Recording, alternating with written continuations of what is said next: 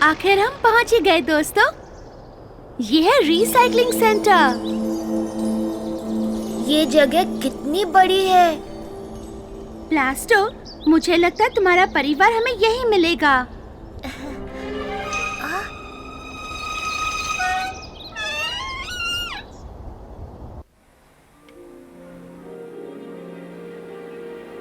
क्या मैं आपकी कुछ मदद कर सकता हूँ?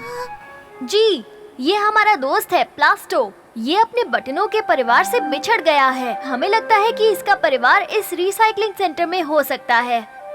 अंदर आने से पहले हमें अनुमति लेनी चाहिए थी। हमें माफ कर दीजिए।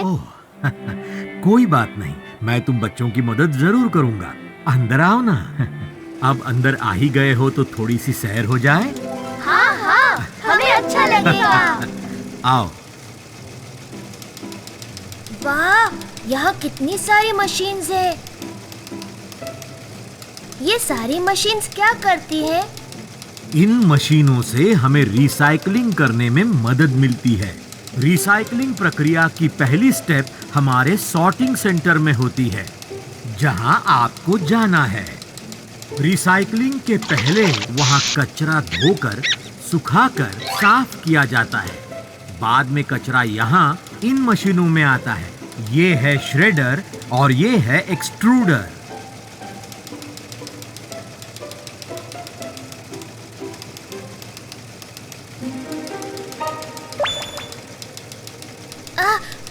आपने मेरे पीछे किसी को देखा?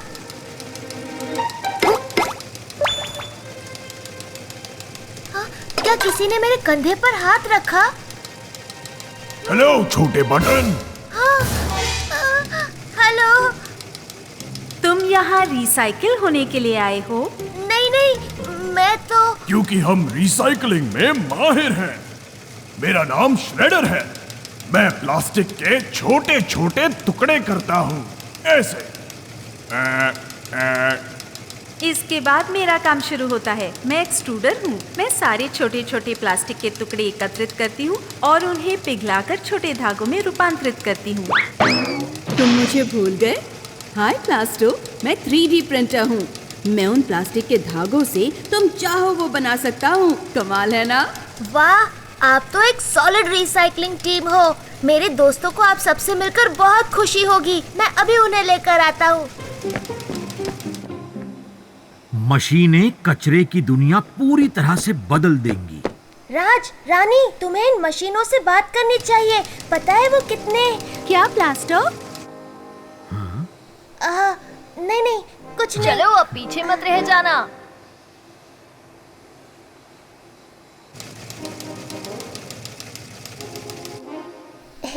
मशीन्स के बारे में किसी को बताना नहीं दोस्तों, ये हमारा राज रहेगा।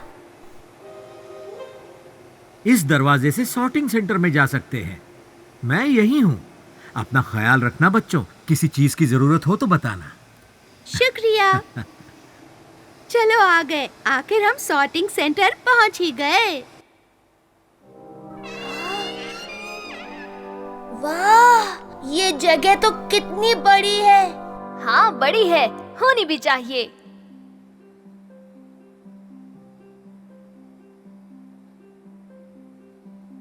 सब लोगों के घर का सूखा कचरा सबसे पहले यहाँ जमा होता है। यहाँ उन्हें अलग अलग करके अलग श्रेणी में विभाजित किया जाता है। कौन सी श्रेणी में? जैसे कि मजबूत प्लास्टिक, कांच की बोतलें, कागज, नरम प्लास्टिक इत्यादि। ये क्या है? हैज़ार्डस कचरा। ये क्या है? हैज़ार्डस कचरा। हैज़ार्डस कचरा मतलब वो कचरा जो धोखादायक हो, जैसे डायपर, दवाइयाँ, कभी-कभी इंजेक्शन की सुई, टूटे हुए कांच, सैनिटरी पैड्स ऐसी चीजें जो तुम्हारे लिए खतरनाक हो सकती हैं, उन्हें हैजर्डस कचरा कहते हैं। तो हमें उसका क्या करना चाहिए? क्या हमें उसे सूखे कचरे के डिब्बे में डालना चाहिए? अच्छा सवाल है। कुछ लोगों के पास नीले और हरे डिब्बे के साथ एक तीसरा लाल रंग का डिब्बा होता है। लाल रंग का डिब्बा हैजर्डस कचरे के लिए होता है। पर अगर मेरे पास सिर्फ 2 डब्बे हो तो? अगर आपके पास सिर्फ 2 डिब्बे हैं, तो आपको अखबार में हैजर्डस चीजें लपेटकर सूखे कचरे के डिब्बे में फेंकनी चाहिए। इससे जो कोई कचरे का विभाजन करता हो उसे नुकसान नहीं पहुंचेगा और वो बीमार नहीं पड़ेगा। ओह, मैं समझ गया। और ये ई कचरा क्या होता है? और ई का मतलब क्या है? ई मतलब इलेक्ट्रॉनिक कचरा, यानी इलेक्ट्रॉनिक चीजें अलग करके उन्हें रिसाइकिल कर सकते हैं। जैसे चार्जर, पुराने लैपटॉप, रिमोट, टूटी हुई वायर, टूटे हुए फोन, हेडफोन, स्पीकर। ये सारी चीजें सावधानी से खोलकर अंदर की कीमती धातु फिर से इस्तेमाल कर सकते हैं। सही कहा। फोन भी तो अलग अलग चीजों से बनता है ना? हाँ, फोन कांच, धातु और प्लास्टिक से बना होता है। वाह, मैंने कभी भी इलेक्ट्रॉनिक चीजों के बारे में सोचा ही नहीं। इलेक्ट्रॉनिक चीजों का सही ढंग से निपटारा करना जरूरी होता है, खासकर अंदर की बैटरी का।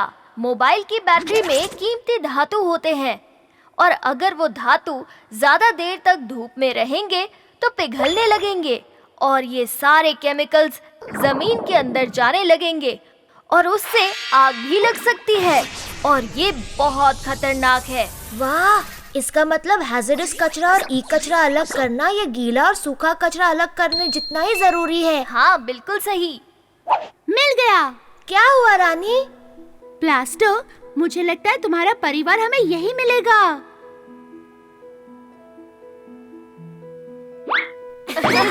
प्लास्टो, तुम किस तरह के कपड़े पर थे? वो बहुत बड़ा था और उस पर पट्टियाँ थी। ठीक है, हम एक बड़े पट्टी वाले शर्ट को ढूंढते हैं जिसके बटन एकदम प्लास्टर की तरह दिखते हो। चलो दोस्तों। प्लास्टो, बेटा, यहाँ नीचे। माँ, पिताजी, मैंने आपको ढूंढ लिया। प्लास्टो, बेटा।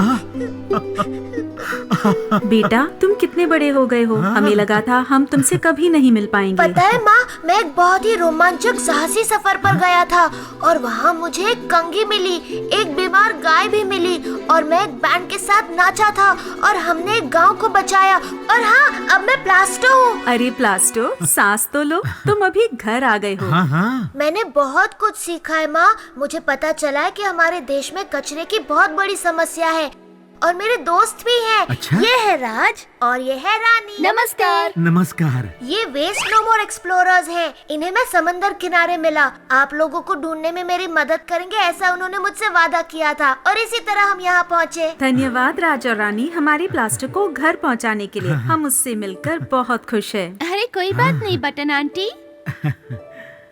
मैं आपको क्या क्या बताऊं। मुझे घर आना था मगर अच्छे काम के लिए मेरी मदद हुई, इसीलिए मुझे बहुत अच्छा लग रहा है। हमने कचरे को अलग अलग करना और रिसाइकलिंग के बारे में कई लोगों को समझाया है और देश स्वच्छ करने में मदद की है। मुझे तुम पर गर्व है प्लास्टो। हाँ। लेकिन मैं अभी बहुत बड़ा बन गया हूँ। अब मैं छोटा सा होकर आपके साथ कैसे रहूँगा?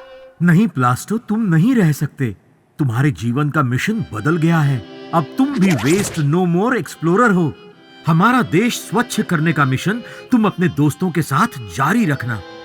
लेकिन मुझे अगर आपकी याद आई तो? हे सुनो प्लास्टो, क्या तुम्हें पता है तुम कपड़े कहीं पर भी ले जा सकते हो। और एक बात बताऊं, इस पैजामा और शर्ट का फिर से इस्तेमाल हो सकता है। सचमुच? हम ये साथ ले जा सकते हैं? हाँ हाँ, क्यों नहीं।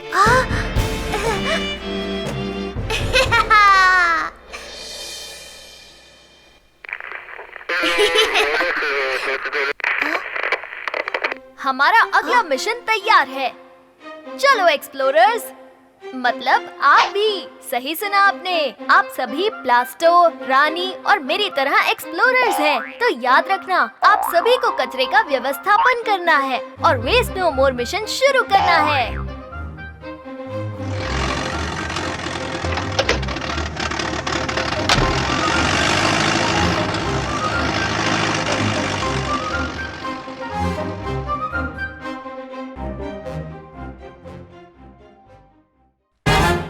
Explorer alert! नमस्कार एक्सप्लोरर्स! क्या आपको याद है पिछली क्लास में आपसे कुछ सुझाव पूछे थे? क्या वो आपके पास हैं? अगर हाँ, तो हाथ ऊपर करो।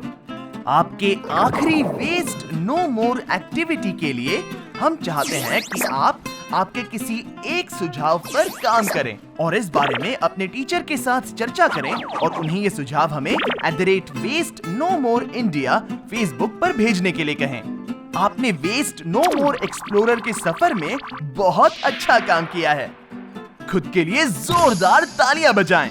ध्यान रखें, रोज कचरे को अलग अलग करें, गीले कचरे को कंपोस्ट करें और सूखा कचरा रिसाइकलिंग के लिए भेज दें। अगर संभव हो तो रिड्यूस और रीयूज करना ना भूलें।